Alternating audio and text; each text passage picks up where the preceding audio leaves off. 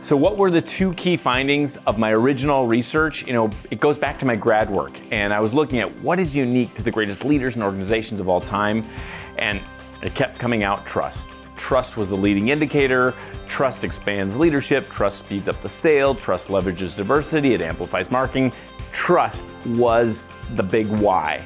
Trust is the most important uniqueness of the greatest leaders and organizations of all time. That was the first half of the research, and showing really how a lack of trust affects the bottom line more than anything else. The second half of the research then was, if trust is so important, if it really is the leading indicator, if it really isn't a soft skill and impacts everything more than anything else, how do you actually build trust? And that went beyond what I thought at first. I thought, oh, it's just character, just integrity. These 8 traits came out of the original research.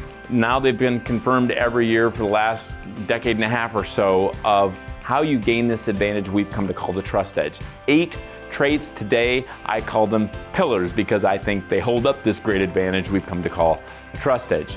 So, the 8 pillars of trust. Number 1 was clarity. It turns out people trust the clear, and they mistrust or distrust the ambiguous. They also mistrust or distrust the overly complex. Whenever you overcomplexify something beyond what is needed, you lose clarity, which loses trust. Number 2 was compassion. This pillar had to do with intent, care, love. It turns out we trust people that we feel like have our back, that we feel like actually care about us. Number 3 was character.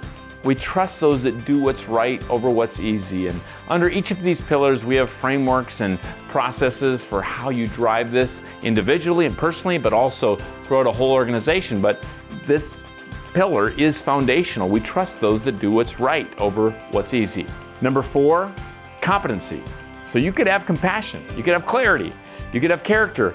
That doesn't mean I'll trust you to give me a root canal unless you are competent at that. If you're selling the same way you were 30 years ago, I don't trust you. If you're leading the same way you were 20 years ago, I probably don't trust you.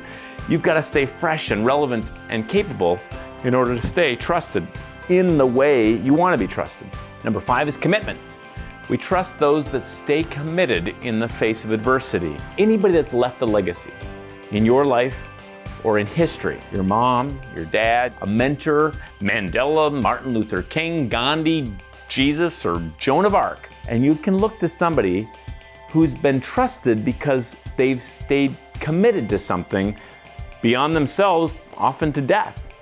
Commitment builds trust. Number 6 is connection, the ability to connect and collaborate with others. And we've got to get better at this in the new economy. Each of these pillars has a counterforce, or maybe many counterforces in a company. One of the counterforces of connection is siloing. If I see siloing, or if I see people just wanting to do it by themselves, this is a big problem, because the willingness and ability to connect and collaborate with others is a pillar of trust. The 7th pillar is contribution. We trust those that contribute results. In fact, one of the first words that came out of this funnel of research was results. So you might be the most compassionate surgeon I ever met in a way, but if we go in for amputation and you cut off the wrong leg, we got a problem because we don't have the right results. You've got to deliver results. The final pillar is consistency.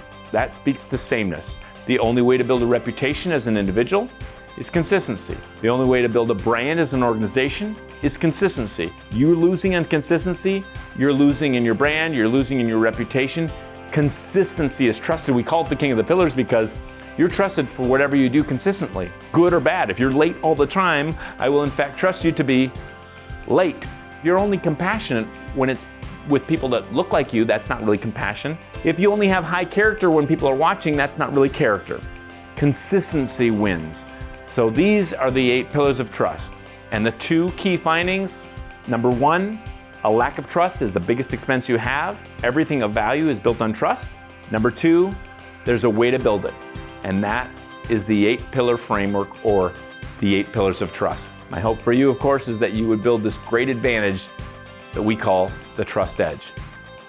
If you like that, subscribe to our YouTube channel or go to trustedge.com for more free resources and tools.